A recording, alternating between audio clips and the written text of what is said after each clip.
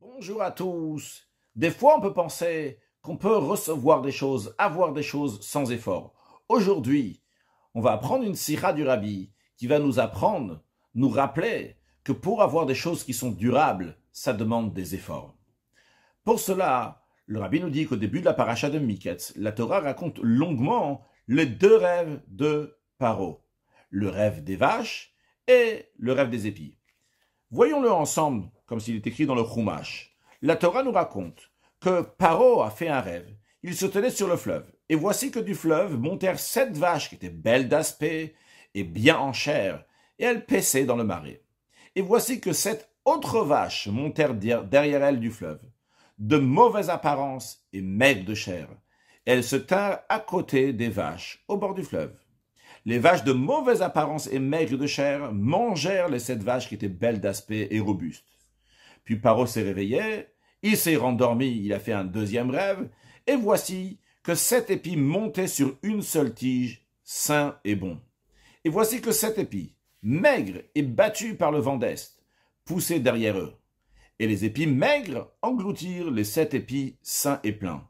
Paro s'est réveillé, il avait fait un rêve, il a appelé tout le monde pour interpréter son rêve. Personne n'était capable de le faire, jusqu'à que certains se sont rappelés qu'il y avait Yosef qui était en prison, qui avait interprété des rêves, et ils l'ont appelé, et il a interprété les rêves de Paro en lui disant que Dieu est en train de lui faire passer un message, qu'il y aura 7 années d'abondance, comme ces vaches qui sont grosses, comme ces épis qui sont bons, et après il y aura 7 années de famine, comme ces vaches qui sont maigres, comme ces épis qui sont battus par le vent d'Est.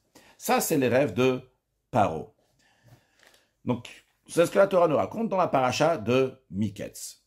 Non, avant de continuer la sikha, juste à savoir que dans la paracha de Vayeshev, nous avons les rêves de Yosef. Yosef, il a fait aussi 2 rêves. Le premier rêve, comme il a raconté à ses frères, il leur a dit « Écoutez, ce rêve que j'ai fait, on était en train de lier des gerbes dans le champ. Et voici que ma gerbe, celle de Yosef, donc s'est dressée et elle est même restée debout. Et voici que vos gerbes se sont placées tout autour d'elle et sont prosternées devant ma gerbe. » Après, plus tard, Yosef il a fait un autre rêve qu'il a aussi raconté à ses frères. Et il a dit « Voici, j'ai fait encore un rêve. Et voici que le soleil, la lune et les 11 étoiles se prosternaient devant moi. » Ça, c'est les rêves de Yosef. Maintenant, revenons au rêve de Paro. Le Rabbi demande pourquoi la Torah raconte, et avec tellement de largesse, avec tellement de détails, tous ces rêves-là de Paro. Ce qui est important pour nous de savoir, c'est que Yosef a informé Paro d'avance qu'il y allait avoir 7 années d'abondance et 7 années de famine. En conséquence de ça, Yosef, il est devenu le vice-roi. Mais qu'est-ce qu'on en a à faire? Quelle est la différence? Si c'est venu parce qu'il y avait un rêve que Yosef a interprété, ou bien d'une autre manière, Yosef, il a dit qu'il allait avoir 7 années d'abondance, 7 années de famine. Et le Rabbi dit, ok, c'est quoi? Même disons que la Torah va absolument nous raconter que c'est les rêves de Paro qui ont entraîné que Yosef est devenu le vice-roi en Égypte. La Torah aurait pu raconter brièvement que personne ne savait expliquer les rêves de Paro. Il n'y a que Yosef qui a su les expliquer. Et l'explication des rêves, l'interprétation était qu'il allait avoir 7 années d'abondance et 7 années de famine. Mais pourquoi c'est important de savoir tous les détails qu'un goy, Paro, il a vu dans son rêve? Qu'est-ce qu'on en a à faire? Eh bien, le Rabbi va nous répondre ça en 2 étapes. Tout d'abord, l'idée générale. Pourquoi Paro il a rêvé? Quel est l'enseignement de cela? Et après, en deuxième étape, le détail du rêve de Paro. Tout d'abord, le Rabbi nous dit, la réponse elle est l'enchaînement des choses dans la Torah, c'est-à-dire les rêves de Yosef dans la paracha de Vayeshev et les rêves de Paro dans la paracha de Miketz, viennent nous enseigner que la raison pourquoi on a informé Paro qu'il allait avoir 7 années d'abondance et 7 années de famine à travers des rêves, on lui a informé cela. C'est une conséquence du fait que comme ça, c'était chez Yosef. Que Yosef, comme on lui a informé ce qui allait plus tard lui arriver à lui-même, ses sujets, par des rêves. Eh bien, pourquoi c'était chez Paro qu'on lui a informé par des rêves? C'est parce que chez Yosef, c'était comme ça. Yosef, Hatzadik, c'est une neshama klalit, une neshama qui est générale. Et il a amené dans le monde tous les sujets de Yaakov Avinu, de son père. Et vu que Yosef, c'est Tzadik qui est Sod Olam, c'est le Tzadik sur lequel le monde entier il est basé. Tous les flux, tous les hashpot qui sont dans le monde doivent passer par Yosef. Alors, de la même manière que chez Yosef, comment les choses sont passées chez lui? C'était par des rêves. Eh bien, ça s'est fait que dans le monde entier. Comment on reçoit des informations? C'est par des rêves. À tel point que même quand on voulait informer Paro, le roi d'Égypte, qui est Moshe Bekipa, qui régnait dans le monde entier, on voulait lui informer certaines choses. C'était à travers un rêve. Et ça, c'est un enseignement essentiel dans notre service de Dieu. Lorsqu'un juif rencontre des épreuves, il y a des hanachot, des opleg von Welt, des préjugés qu'il y a dans le monde, qu'on pense c'est obligé de se comporter de telle manière ou de l'autre manière. Et comme ça, c'est une évidence qui est dans le monde, des hanachot haolam. Ou bien qu'il y a dans le monde des désirs qui ne sont pas bons. Eh bien, le juif doit savoir que d'où ça vient du juif. C'est-à-dire de la même manière que tout vient de Yosef. Et de là, ça va dans Paro qui est le monde et Yosef qui est le juif. Eh bien, de la même manière, tout ce qui se passe dans le monde, ça dépend du juif. Non pas comme ceux qui pensent qu'il faut suivre le monde. Non pas comme ceux qui pensent que pour accomplir Torah Mitzvot, il faut se mettre au niveau du monde. Non, c'est pas comme ça que ça se passe. Comment les choses se passent, c'est que la situation qu'il y a dans le monde dépend et conditionnée du juif. Parce que chez le juif, il a tel et tel préjugé, ou bien qu'il a tel et tel désir, eh bien, ce même sujet, ils viennent et s'expriment dans le monde. Le problème, il est que quand ça s'exprime dans le monde, en hébreu, olam, ça vient du langage de helem, à ce moment-là, on ne ressent plus la source. Et donc, dans ces cas-là, on a l'impression comme si que ça vient d'eux-mêmes, on ne voit pas que ça vient du juif. Et ça fait que le juif risque de suivre ses préjugés ou bien ses désirs qu'il y a dans le monde. Mais vu que la vérité, elle est que ça vient du juif, alors par le fait que le juif, il va changer ses préjugés, il va changer ses désirs qui sont négatifs en bons, et bien par cela, ses préjugés, ses désirs aussi dans le monde vont changer, vont devenir bons. Encore plus que ça, le rabbi nous dit. Même dans un cas où c'est impossible de dire que les épreuves qu'il y a dans le monde découlent de ce juif-là. Parce que lui, il est entièrement propre, il a rien du tout, il n'est pas touché par tous ces préjugés et ces désirs qui est dans le monde, même pas de manière la plus raffinée. Mais quand même, ça vient à cause du juif. Parce que toute la création a été créée pour le peuple juif, comme il est écrit Bereshit, pour Reshit bara Elohim et Hashem Haaretz. C'est pour Reshit que Dieu a créé le ciel et la terre. C'est qui ce Reshit, qui est appelé donc le premier, c'est le peuple juif qui est appelé Reshit. Donc Dieu l'a créé, je dis à cause de lui, ça peut être donc pas à cause, dans tout le cas, c'est pour lui, dans le sens que le juif va surmonter l'épreuve. Et lorsque le juif va éveiller dans lui-même cette détermination de ne pas s'impressionner, eh bien à ce moment-là, ça va se dévoiler que toute l'épreuve était juste imaginaire, car tout ce qui se passe dans le monde dépend de ce qui se passe chez le juif.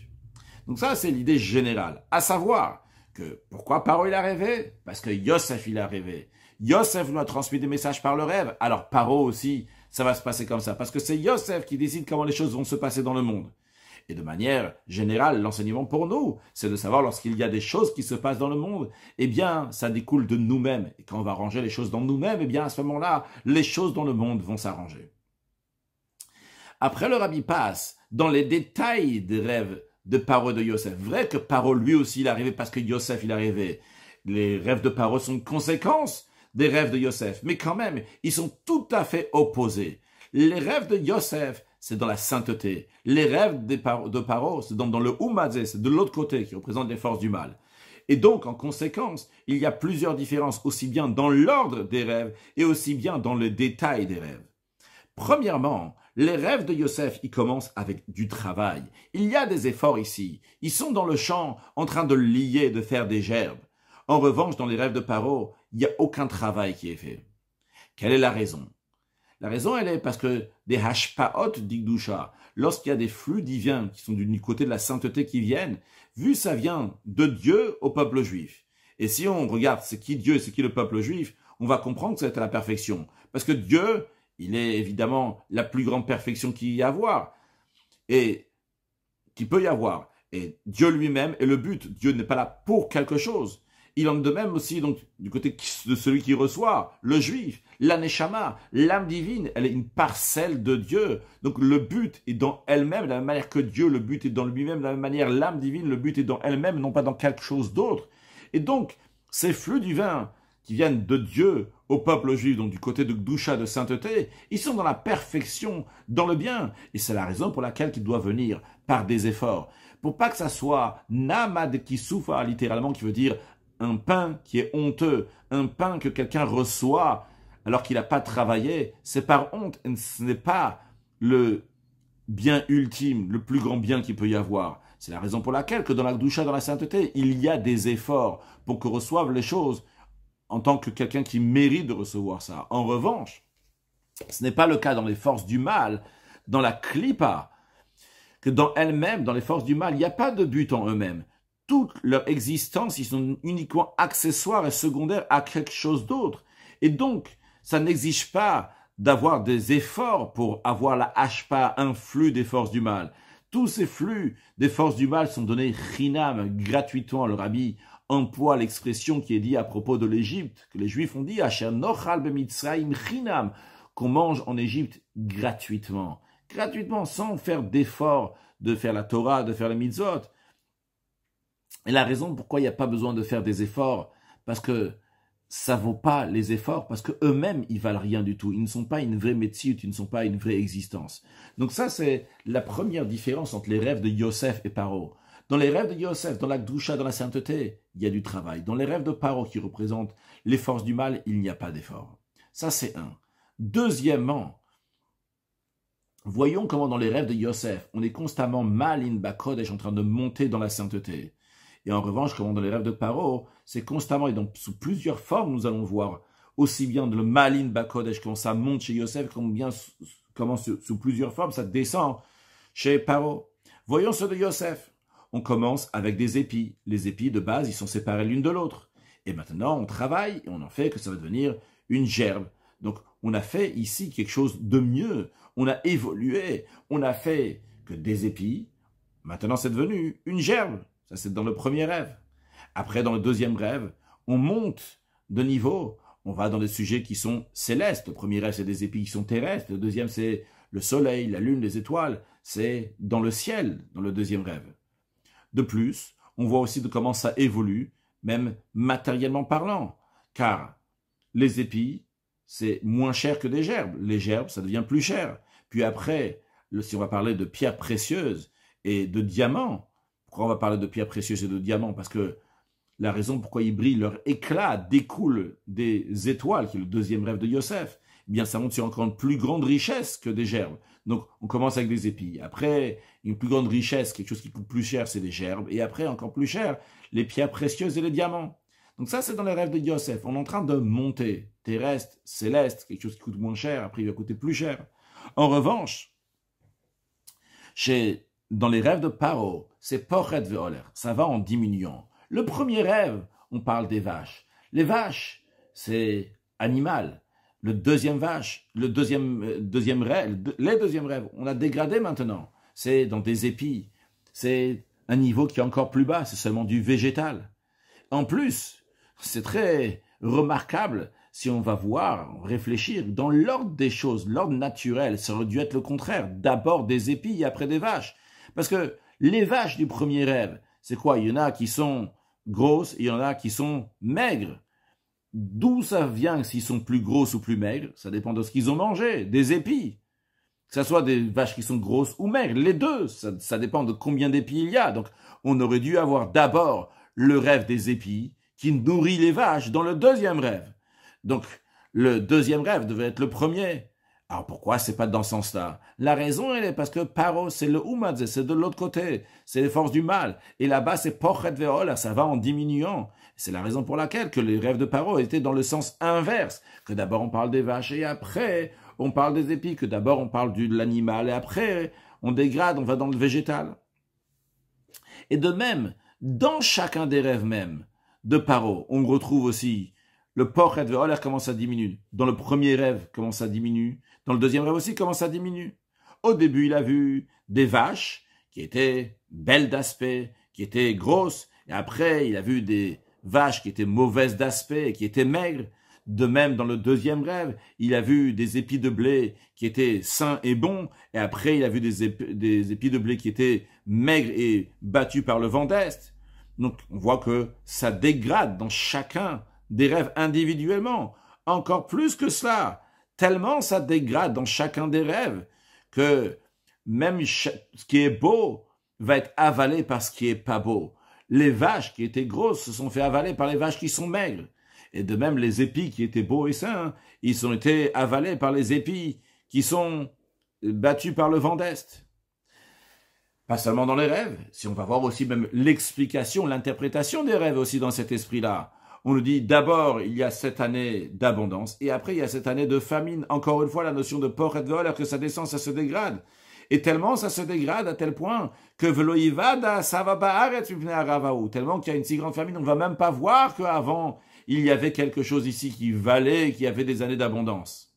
Entre parenthèses, Rabbi rajoute que vrai, il y a eu des années d'abondance qui sont venues après les années de famine, mais ça n'a pas été mentionné dans le rêve de Paro, parce que c'est pas lié avec Paro. Les années d'abondance qu'il y a eu plus tard, c'est lié avec Yaakov. Lorsque Yaakov il est venu, il a rencontré Paro, à nouveau il y a eu des années d'abondance. Mais ça, c'est la bénédiction de Yaakov, c'est pas lié avec Paro. Dans Paro, c'est l'Omadze, c'est les forces du mal, c'est Pochet ve'oler, ça va en diminuant.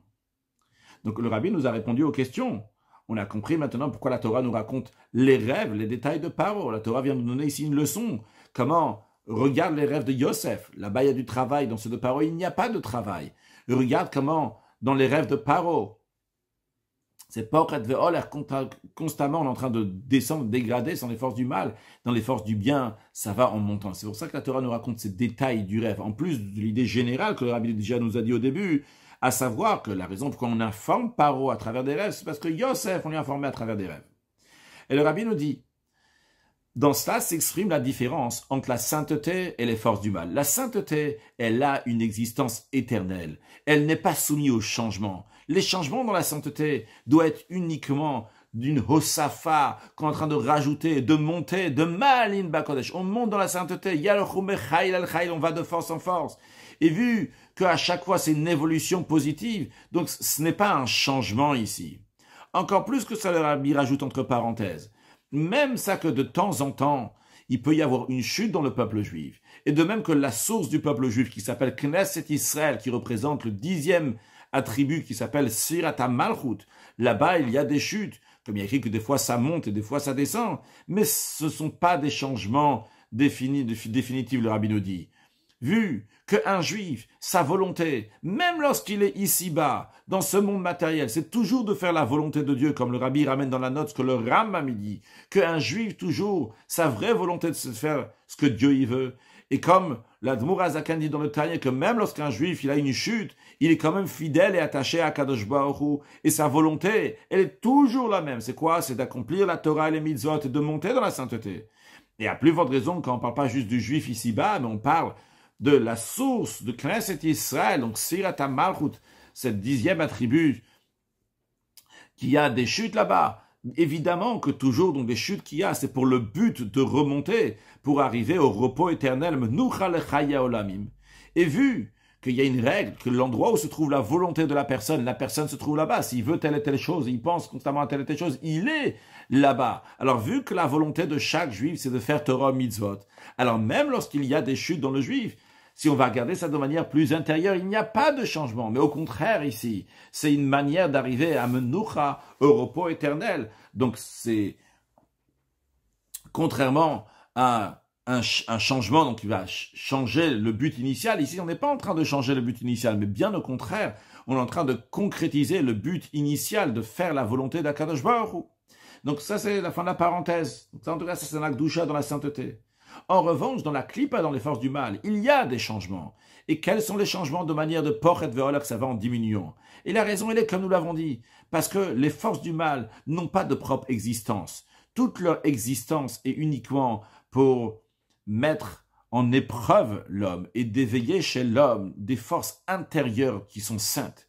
Et de plus en plus, que l'homme, la personne, l'être humain va se renforcer, va s'élever dans son service de Dieu, de plus en plus va diminuer chez lui la nécessité qu'il a une épreuve. Et donc, cette force du mal qui est là pour éprouver va s'affaiblir. Pochet ve'oler, et va allant en diminuant. Et comme nos sages disent que chez Zek, Kamzenofel, lorsque l'un se lève, l'autre tombe. Lorsque les forces du bien se lèvent, eh bien les forces du mal tombent. Et le rabbi nous dit, c'est aussi la différence entre les taureaux qui étaient offerts à la fête de Sukkot, qui correspond aux 70 nations, parce qu'il y avait 70 taureaux. Le premier jour de la fête de Sukkot, on offrait 13 taureaux en sacrifice. Le deuxième jour, 12, jusqu'au septième jour, on amène 7 taureaux. Donc, c'était lié avec les 70 nations, parce qu'en tout, il y a 70 taureaux. Mais on voit que c'est Pochet Ve'oler, ça va en diminuant. On commence avec 13 le premier jour, et le septième jour, il n'y en a que 7. D'un autre côté, nous avons les lampes, les bougies de Hanouka, qui sont la Gdusha, la sainteté. Et l'ordre des choses, il est Mossi Ve'oler. On va constamment en rajoutant Ma'alin Bakodesh. On monte la sainteté. Le premier jour, on allume une bougie. Le deuxième jour, une deuxième bougie, etc. jusqu'à la 8e bougie. Et le rabbi conclut que l'enseignement de ça dans le service de Dieu, il est que lorsque ça monte à l'esprit d'un juif qui va pouvoir recevoir un certain flux sans faire de travail, en pensant que pour certaines raisons il va les recevoir même sans effort, eh bien il doit savoir qu'une telle idée, sa source, ça émane de l'âme animale, ça vient de l'Ummad et de l'autre côté, que là-bas, le travail n'est pas nécessaire, n'est pas obligatoire. De même, il doit savoir que ce flux qui veut recevoir d'une telle manière sans effort, c'est comme tous les forces du mal, que ces Pochet Ve'oler, ça va en diminuant jusqu'à qu'il ne reste plus rien. C'est-à-dire, le rabbi nous dit de la même manière que chez Paro, il y avait des belles vaches, il y avait des beaux épillets, toutes sortes de belles choses. Mais après tout ça, ça a disparu. C'est que Bichla, on n'a rien vu, Velo Yivada, on ne connaît plus du tout. Alors tout ce qu'on reçoit dans les forces du mal, lorsque quelqu'un peut penser qu'il va recevoir des forces, et en effet, il va les recevoir, mais tout ça, ça va partir avec le temps. C'est rien du tout. Ça passe avec le temps. En revanche, lorsqu'il va faire des efforts dans le service de Dieu, il peut être sûr et certain que Yagata ou Matsata, lorsque tu vas faire des efforts, eh bien, tu vas trouver. Quand on dit trouver, c'est comme une trouvaille, quelque chose qui est tout à fait inattendu, encore plus que ce que la personne s'attendait. Et de plus en plus qu'il va avancer dans ce travail, il va recevoir encore plus, parce que Ma'alin Bakodesh, on monte dans la sainteté. Donc, le rabbi nous a bien fait comprendre que tout ce qui est saint, tout ce qui est lié avec Dieu, ça demande des efforts financiers, des efforts moraux, des efforts physiques, mais ça demande des efforts. Il y a besoin de faire quelque chose. Quand c'est gratuit, facile, ça ne coûte rien, ça vient des forces du mal. Alors il faut investir de nous-mêmes dans l'étude de la Torah, dans l'accomplissement des mitzvot, s'investir dans des actes de bonté, dans des actes de bienfaisance, et de manière de Ma'alin Bakodesh, qu'on monte dans la sainteté, jusqu'à, comme on a dit tout à l'heure, Yalchou Mechail al Chail, on va de force en force, jusqu'à que Yirael Elokim Betzion, qu'on va voir Dieu à Yerushalayim très prochainement, avec la venue de Mashiach, now.